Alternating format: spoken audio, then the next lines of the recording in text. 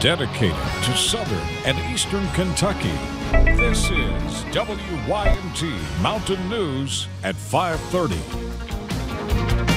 Good evening, I'm Steve Hensley. Single-digit lows with wind chills possibly below zero. Those are the bone-chilling highlights of the forecast tonight, and we might see a little snow too. Chief Meteorologist Andrew Dockery has our first look at the forecast on this severe weather alert day. Andrew? Yes, Steve, you said it best. A cold night. In fact, temperatures are going to be colder tonight than what they were yesterday, but the wind chill going to be a little bit more tolerable, even though we are going to be still in the negatives. Let's take a look at satellite radar, because one system works out and another quick hitting disturbance now out to the west, and that's going to be work again with some light snow possible for portions of eastern Kentucky late tonight. Sometime in between 9 to 2 in the morning is when this quick hitting disturbance will slide through. Right now, temperatures are in the single digits along Interstate 64.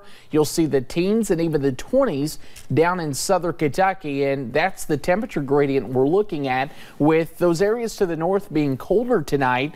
And you'll see 7 degrees in Rowan County while we're still in the 20s in Bell County. Now, when you factor in the winds, it's still cold. It feels like -3 in Rowan County, 3 degrees in Jackson and Hazard, and -1 in Pikeville, with still the teens down in Wayne County. So some light snow possible with that quick hitting disturbance. The Arctic blast, it continues, but then we slowly begin to warm up. Not that warm tomorrow, but Steve, tomorrow begins a trend where the 60s soon return. We'll break down why that's the case coming up in a few short minutes. We'll look forward to that, Andrew. Thank you.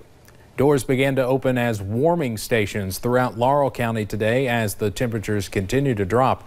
Volunteers at the Creek Church and the East Bernstadt Fire Department tell WYMT's Taylor Upchurch they fear many in their region may not have proper heat in their homes.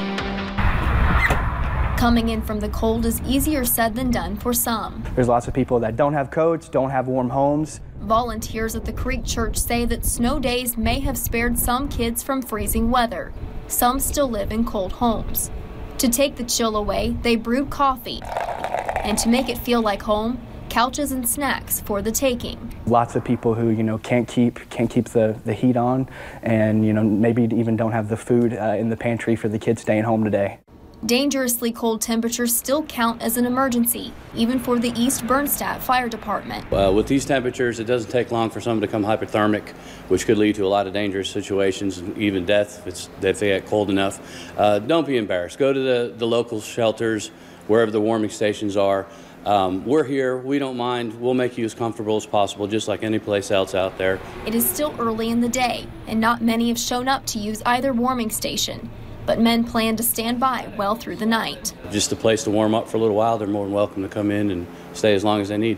Asking every community to seek help and spread the word. In Laurel County, Taylor Upchurch, WYMT Mountain News. You can find a list of those warming stations in Laurel County on our website, WYMT.com. A sad story coming out of Pulaski County in this cold weather. The coroner says a 12-year-old boy was killed this morning in a house fire. The fire started just after 4 this morning at a home on Keeney Road near Science Hill. The parents and a 5-year-old girl escaped the fire. We'll have more about the boy that died coming up at 6. The Community Care Outreach Ministry in Bell County took account of people and families in the area going through homelessness today in partnership with the Kentucky Housing Corporation. WYMT's Hannah Reynolds talks to officials with the outreach. Sorry. I tell them. I appreciate everything you all do for me. The Community Care Outreach Ministry in Pineville and Middlesboro say the K-count typically only involves numbers reported from homeless shelters, not counting anywhere else in the community people may be calling home. Some of us got together and decided we would just volunteer and do the street count to get a more accurate number. Lisa Evans says misconceptions about what homelessness looks like is an issue they face. When the ministry puts on dinners or brings them to their communities, Evans says it is easier to count and see just how many are experiencing homelessness issues. A lot of the people that we feed are what we consider transitional homeless, which are people that are just living with friends or family, a few days at a time.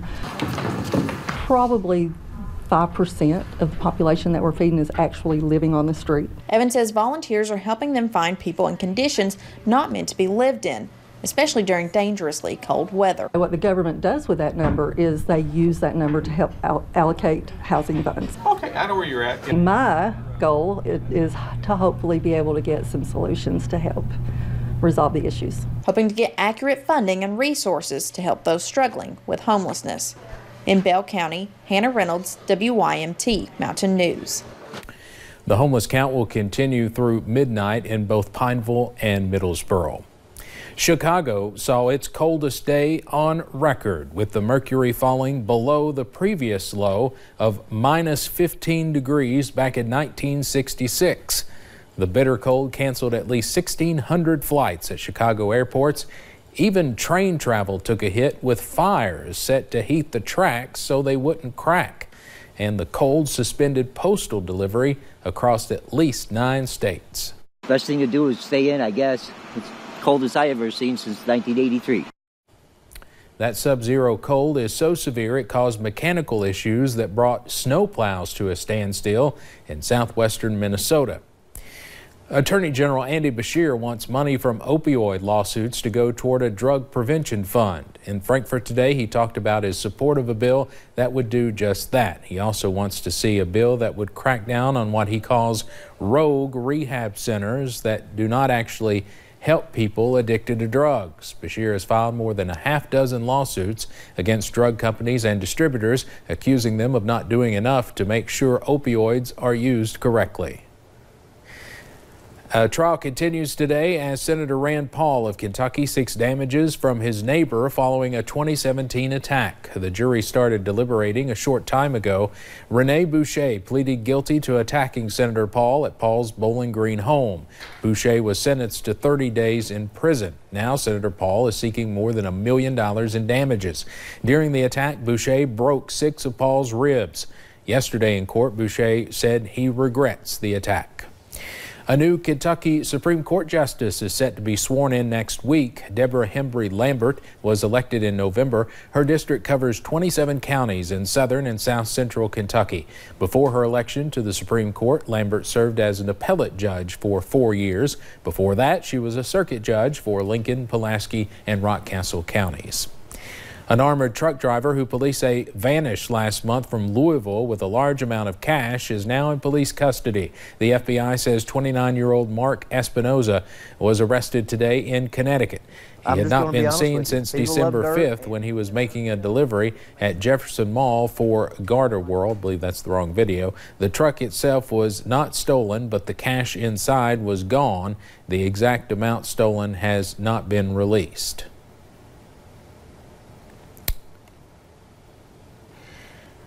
Coming up on Mountain News at 5:30, we're only a little more than 72 hours from the kickoff of the Super Bowl. We'll head down to Atlanta to show you what is going on leading up to the big game.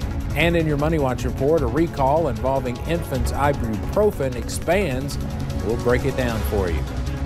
A fresh blanket of snow fell on Letcher County this morning, and as a result, schools are out of session today. Straight ahead, hear how district officials are making sure students are still fed. When you see news happening, dial star 57 or text your news tip to 5757. Service is provided by Appalachian Wireless. Better service, bigger savings. It means the world to her. Is it perfect? Hardly. It's not everything she ever dreamed of. But in a way, yeah, it kind of is. And it's worth more to her than anything in life. What? Did you think we were talking about the van? We're proud to be not just Kentucky's Farm Bureau, but what matters most to Carrie, Farm Bureau. My family's Farm Bureau. Kentucky Farm Bureau Insurance. Big on commitment. The new year should be about choices. At Walters Mitsubishi, the choice is yours. Get a new 2018 Eclipse all-wheel drive for $21,000, or choose 0% financing for 72 months plus a $1,000 rebate. A 2018 Outlander Sport all-wheel drive starts at $20,300, or choose 2.9% for up to 84 months plus $500 in savings. All Mitsubishis come with a 10-year, 100,000-mile warranty. At Walters Mitsubishi, the choice is yours. Shop us online at waltersmm.com. The City of Pikeville invites you to its first Bourbon and Spirits Winter Fair. Join in celebrating the science and artistry of the spirits, cigar, and related industries. The event will take place inside the East Kentucky Expo Center on Saturday, February 16th from 1 to 6 p.m. Come sample the region's finest offerings from distillers and cigar makers. Samples will be poured and provided by the Expo Center, included with the price of admission. Tickets are $50 for VIP, at the door price is $55, and $30 for general admission, at the door price $35.